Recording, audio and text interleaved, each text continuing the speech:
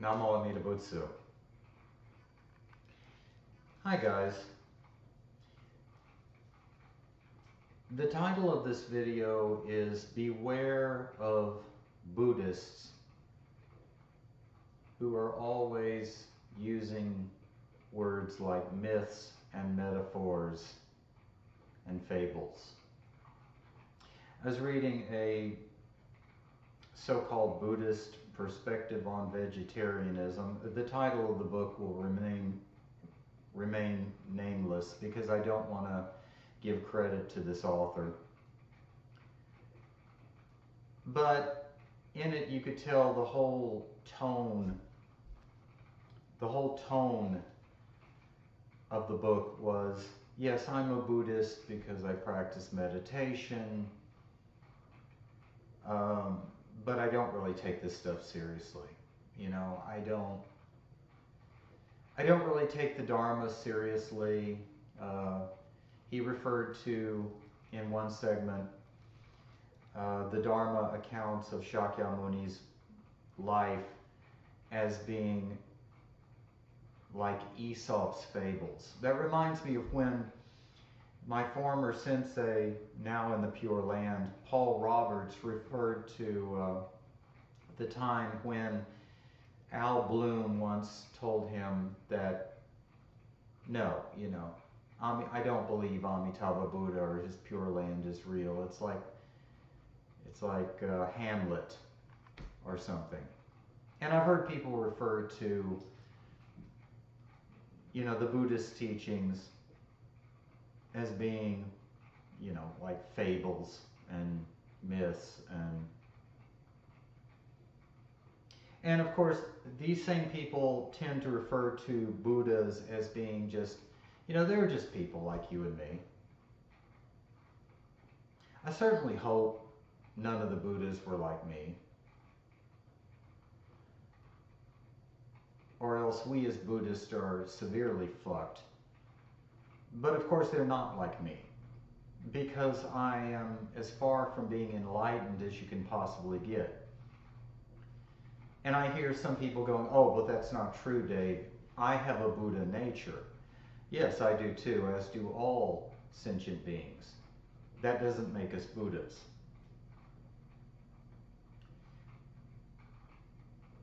It may mean we are bodhisattvas in aspiration. And we are only bodhisattvas because we have taken the steps toward Buddhahood in studying the Dharma, in doing Buddhist practice. But that doesn't make us enlightened. And in my opinion, from what I found personally, I could sit all day and all night doing Buddhist practices and various meditations from sun up to sundown, and all it would be like rubbing a rock expecting to turn it into a mirror. All you're going to do is wear the rock away, exhaust yourself, and waste your time. This is why I merely recite the name of Amitabha Buddha. Beware false teachers, guys. Beware of smiling Buddhists that belittle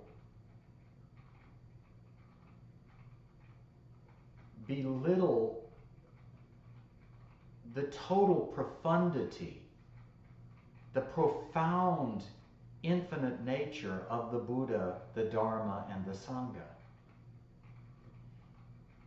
Buddhas are fully enlightened beings.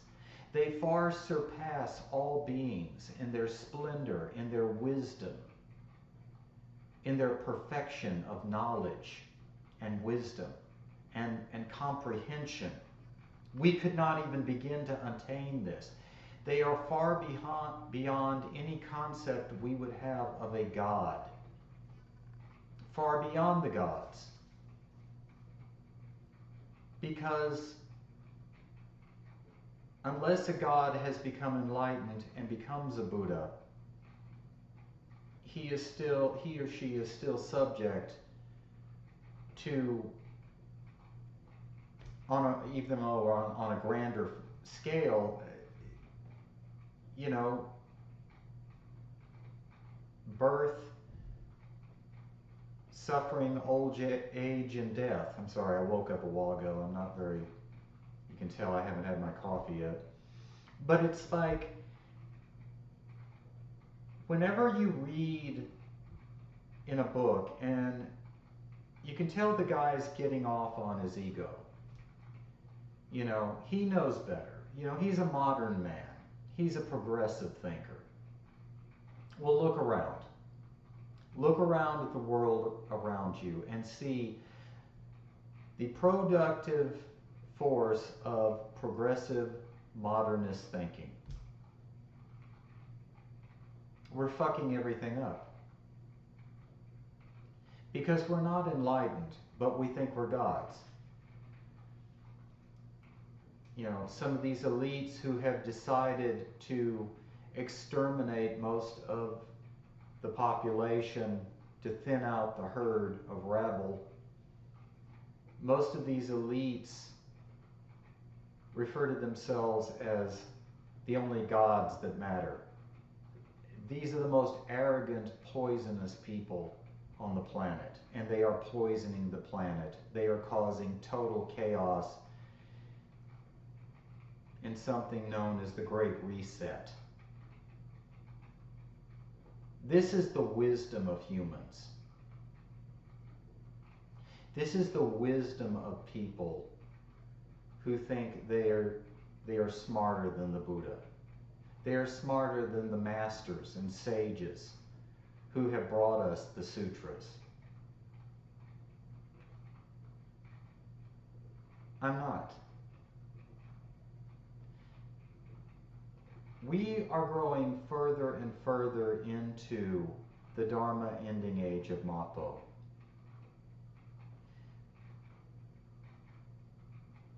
We need to take refuge in that which is real, and the Buddha is real. The teachings of the Buddha, the Sangha, they are real, and to be revered and to be respected and to be taken seriously. And we, as the Sangha, need to take our place as a Sangha member, and view ourselves as a disciple of the Buddha and the Dharma. And not base it on being a country club for rich elites or an ethnic club for people only for people who belong to a certain race or creed. The Dharma is the Dharma is the teaching of the Buddha. The Sangha is to be those who revere the Dharma and the Buddha and worship and take refuge in those. The Buddha, the Dharma, and the Sangha, these all are to be taken seriously.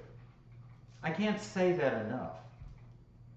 Because in this day and age, all one has to do is go online or pick up a magazine on Buddhism and find out that these people are going to help us poor ignorant Buddhists who believe the traditional way. They're gonna show us that we are our gods. We are, we're self-sufficient.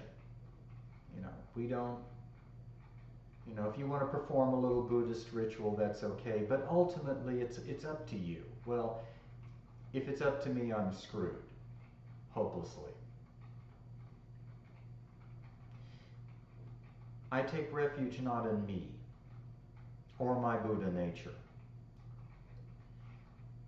because having a Buddha nature in the Dharma ending age of Mappo, in this Saha realm, since we are so far away from the influence of Shakyamuni Buddha's original influence, it means I cannot access my Buddha nature to become a Buddha.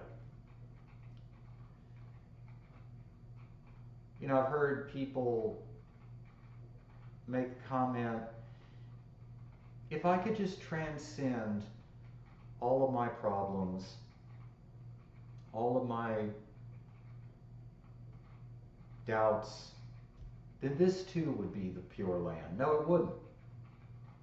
It'd be Houston, Texas, in the United States of America, on the planet Earth. The Pure Land is not a metaphor. The Pure Land is not something you can create by receiving nirvana, realizing nirvana. The Pure Land is an actual nirvanic realm created by Amitabha Buddha, an actual living Buddha.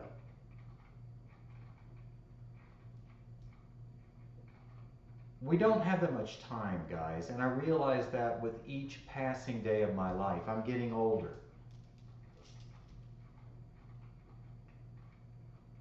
I'm looking older. I'm feeling older. And that's not a bad thing. I love being old. Because I think for the first time in my life, as an old man, I am being forced to take this stuff seriously. I've mentioned before, I had a friend one time who, he was into every new age thing he could get into, and he'd hop on a plane and he'd go to this place and that place to the author of this whatever new age nonsense he was into, and he'd be all gung-ho with this practice for no longer than 2 months. And then it'd be off to another thing, another plane trip. That's called being a flake. There are a lot of snowflakes out there, and they're flakes. We do not have time to waste on being a flake.